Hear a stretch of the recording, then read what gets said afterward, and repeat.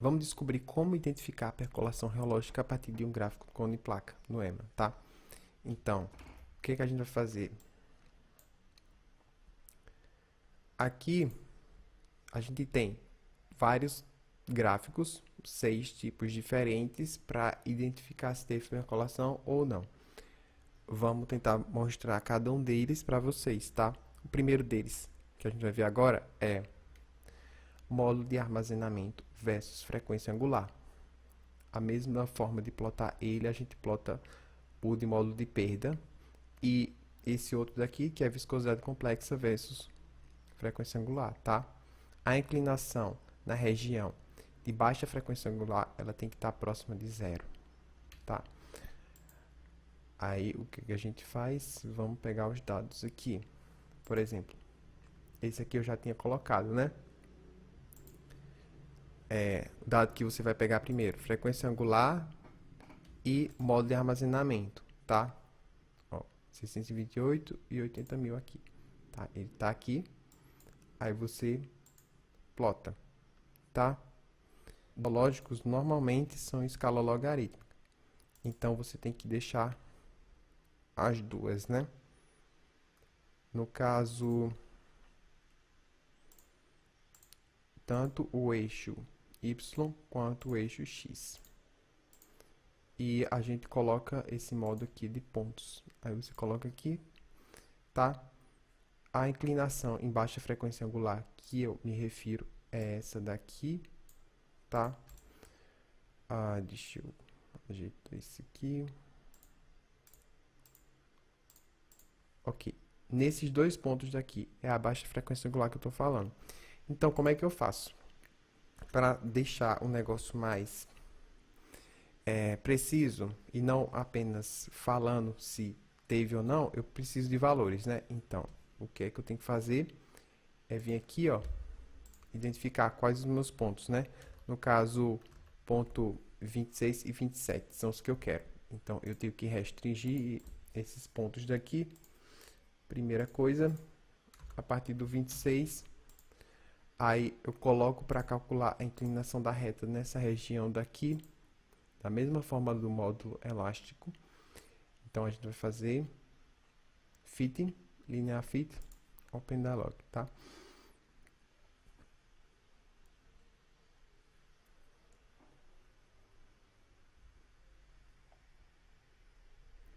Ok.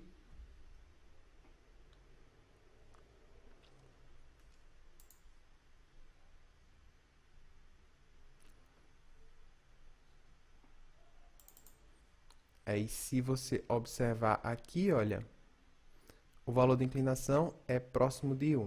Ele está bem longe do zero, tá? Não. Aí, a mesma coisa que eu fiz, por exemplo, deixa eu mostrar para vocês aqui. Esse aqui foi o 1, né? Deixa eu botar para não confundir a gente. 1, tá.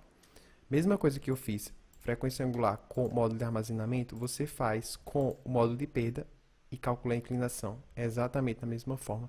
Dois pontos na região de baixa frequência angular. E depois também pode fazer com, no caso, viscosidade complexa versus da mesma forma. Aqui, frequência angular versus viscosidade complexa. Cadê? Viscosidade complexa. Aqui, tá? Aí você seleciona esses dois. No caso, esse aqui sempre vai ser eixo X, a frequência angular, e os outros parâmetros, viscosidade complexa, tá? Aí, o próximo, que ele é um pouco mais diferente, é esse aqui, tá? Que é o fator de amortecimento versus a frequência angular, tá? Ele tem que ser o seu valor de tan delta na região de baixa frequência angular menor do que 1. E o que isso significa? Significa o seguinte, olha aqui. Uma coisa antes que eu não tinha comentado com vocês é o seguinte. Tan delta ele é igual a G duas linhas, ou seja, módulo de perda dividido por G', módulo de armazenamento. Tal como está aqui na fórmula.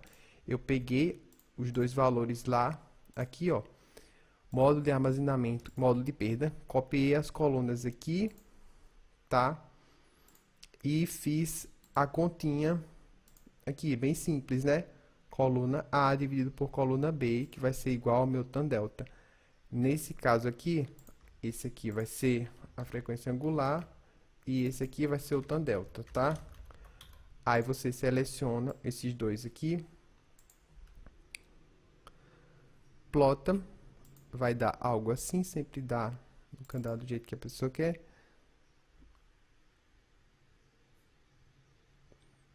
Aí você vai colocar novamente escala logarítmica, os dois casos, tá? Dá um apply, ok. Aí você coloca aqui os pontinhos e rescale. Aí, o que é que eu estava falando que tem que ser menor do que 1? Nesse caso, você tem que prestar atenção nisso aqui, olha. Ele tem que estar, essa partezinha daqui, ela tem que estar abaixo desse valor de 1, para eu considerar que teve percolação reológica. Está bem longe, né? É claro que vai estar porque é a amostra do polímero puro. No caso, você pega o valor dessa forma. Nesse caso, o valor é de 2,81. Ele tem que estar 0 ponto alguma coisa, tá? O próximo gráfico que dá para a gente fazer é ângulo de fase versus. Aqui, ó, vamos lá. Ângulo de fase. Vamos lá para o doc para mostrar para vocês. O próximo vai ser esse aqui, ó. Ângulo de fase versus o módulo complexo, tá? Ele tem que ser menor do que 45 graus, lá naquela região de baixa frequência angular. Então, ângulo de fase é esse aqui e frequência angular é esse aqui, tá? Então, a gente pode copiar, primeiro copia esse, que é o eixo X, frequência angular, e o ângulo de fase vai ser esse aqui, tá? A gente cola aqui, ângulo de fase, vou botar assim, AF. A gente pode plotar. E mesmo esquema, né? Não, aqui não. Vamos lá.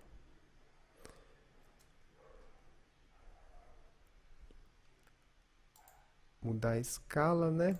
Como sempre, escala aqui, escala aqui. Ok.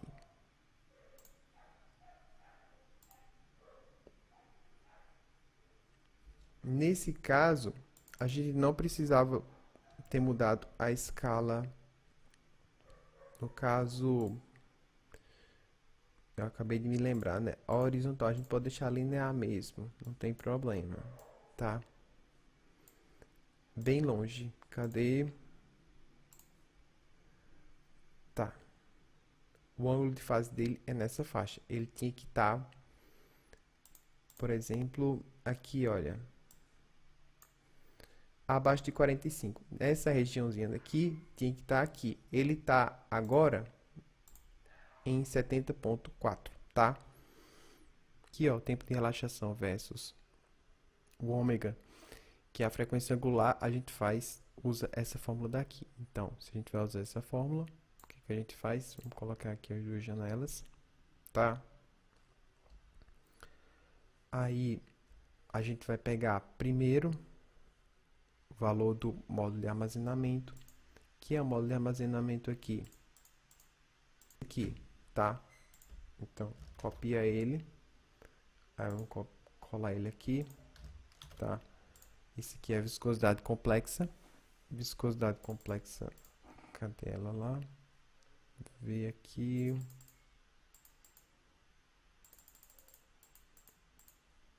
aqui, ok. Próximo é o frequência angular.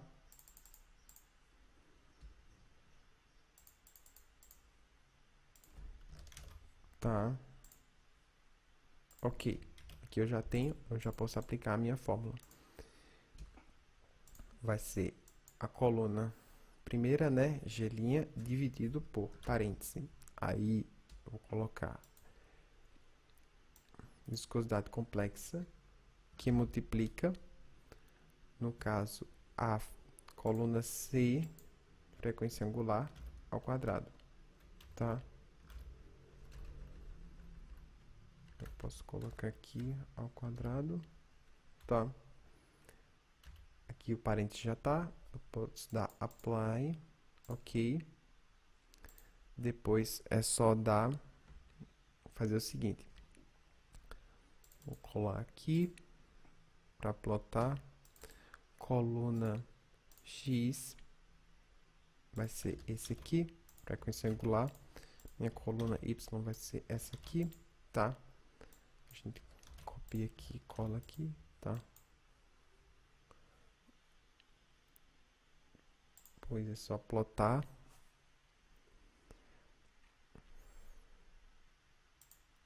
Aí a gente tem que colocar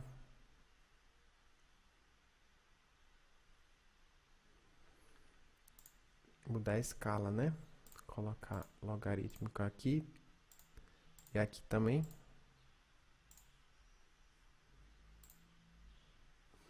Aí, nesse caso, qual vai ser o nosso valor?